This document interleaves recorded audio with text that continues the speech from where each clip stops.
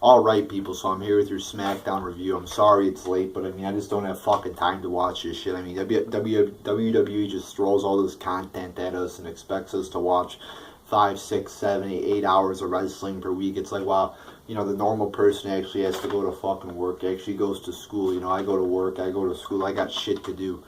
So I don't have the time and or energy to fucking watch this shit consistently and get my reviews up the night of the pay-per-views or the shows, because sometimes I have shit going on.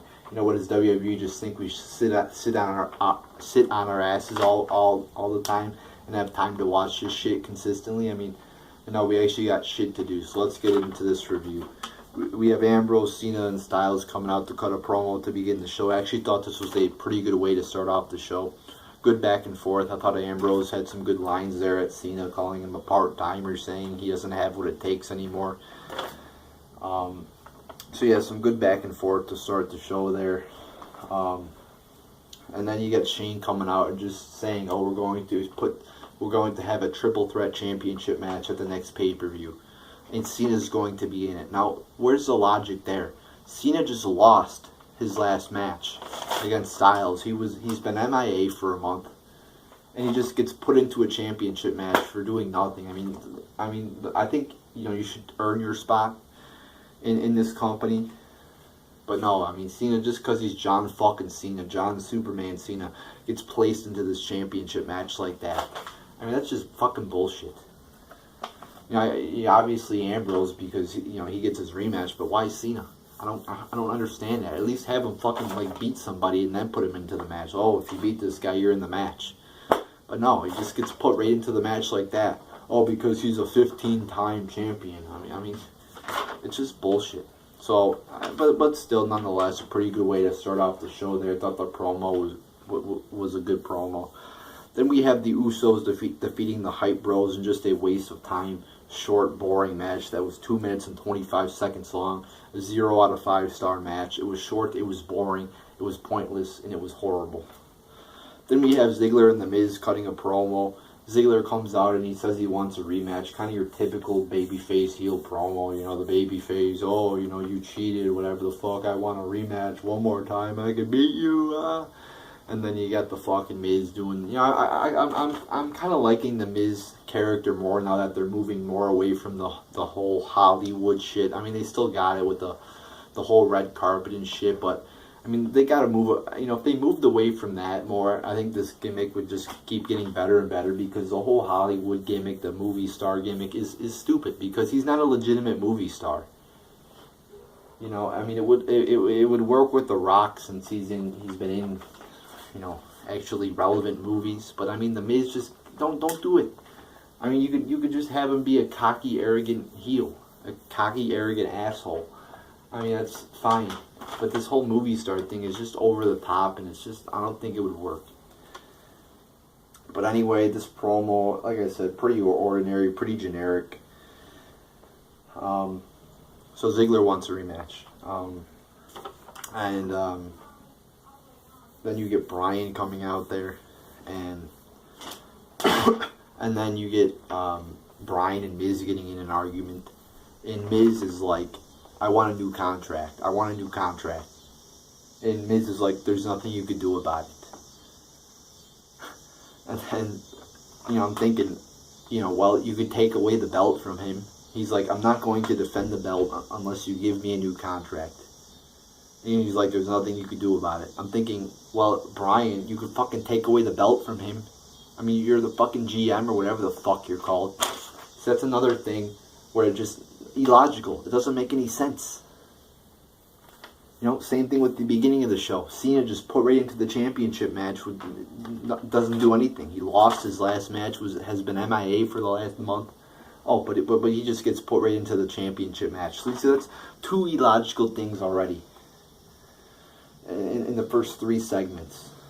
So, yeah, not that good a segment here. Then we get Apollo Crews getting beat down by Baron Corbin for like 30 seconds. What the fuck is this supposed to mean? And then you got Jack Swagger coming out. You know, apparently, Smackdown signing. Wow, you know, you get JBL fucking having an orgasm over this. Oh, we have the real American Jack Swagger. You know, oh my God, Smackdown signed Jobber Swagger. Who the fuck cares? So apparently he's got this new fucking gimmick. I mean, he's got his fucking hat backwards. He's looking like a fucking child. You know, one of those skateboard riders, maybe like a 12-year-old, you know, that you see. I mean, I don't know what the fuck. He's like, oh, it's a new Jack Swagger, whatever the fuck. Very, very fucking weird-ass gimmick, I guess, if they're trying to rebrand him. I don't, but then he still does the We the People, so I mean, I don't fucking know what the fuck they're doing with him. And then Corbin just leaves the ring, so just a pretty pointless-ass segment here. Then we have Alexa Bliss winning the match between the 5 Divas to become #1 contender. Not that good a match. There was a couple botches in this match, and one of the botches was, they always botch this spot, the Divas. The men do it great, but the Divas always botch it when they count, you know, like 1, 2, and then they break up the count at 2.5. You know, they'll have some Diva come up there and, you know, break up the count if it's like a triple threat match where there's more than 2 people. The Divas always fuck that move up, but the men do it great. The Divas, I just noticed that. They always fuck that move up, and they did it here. And there was at least a couple botches in this match that I counted. I mean, the Divas are just so bad. Like fucking, you know, Naomi does a fucking, what's it called? Can't think of the fucking move. A full Nelson slam. And then you get Natalia's about to do her fucking move. I'm like, oh, that's going to be a good spot. And then awkwardly, Naomi just looks back like, oh, are you ready to do the spot? I mean, it's just like dumb as fuck. People might not know what I'm talking about since it was a while back, you know, 6 days ago, whatever. But I mean, just the Divas botch so much. So that match, I gave 1.75 out of 5 stars. It was kind of fast-paced, but still a lot of botches. And Alexa Bliss wins. Who? Alexa Bliss? Who the fuck is that? I mean, so apparently now Alexa Bliss is #1 contender who hasn't done jack shit. So, whatever the fuck. I'm not too happy about that. Then we have Slater and Rhino defeating the Ascension in just a jobber match, a waste of time, 2 minutes and 10 seconds long. What a pointless ass match. So 0 out of 5 stars here. Then we have Orton cutting a promo, a very fucking short promo. Didn't say much at all. I mean, it couldn't have been more than 5 minutes long. And then you got Rowan coming out there attacking him. So apparently now Rowan's back. I mean, whatever. It's just a normal ass beatdown, wasn't? And then Orton RKO's him. Sorry, people. I had to pause my video there, but like I was saying, Rowan, Orton, Orton RKO's him. It just fucking typical, nothing that great at all. I mean, just pretty ordinary shit here, and pretty pointless. Again, I mean, doesn't really do anything, doesn't get anything done, doesn't really further the feud at all. So just pretty fucking ordinary, pointless, whatever. Then we get Ambrose and Cena defeating Styles and The Miz in a match that was... Oh, by the way, the Divas match was 5 minutes and 10 seconds. I don't know if I mentioned that. But then Ambrose, Cena defeats Styles and The Miz. Just a boring-ass main event. It was only 6 minutes and 55 seconds long, which is way too little for a main event. I gave it a half star out of 5, which is probably an over...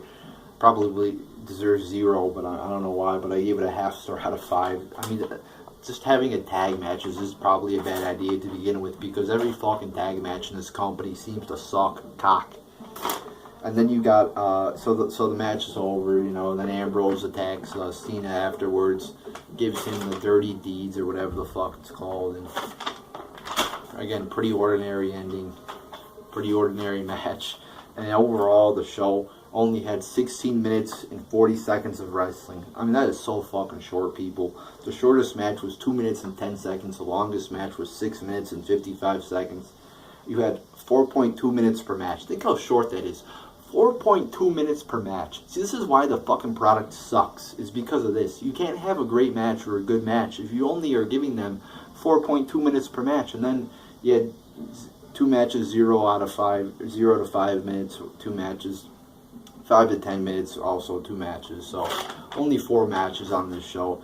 A complete terrible fucking show. You had one good promo to begin the show, and everything else after that sucks. So, overall, I'm going to give this show 1 out of 10 stars. They got to get their shit together, because this fucking product is really sucking. So there you go, people. There's your SmackDown review.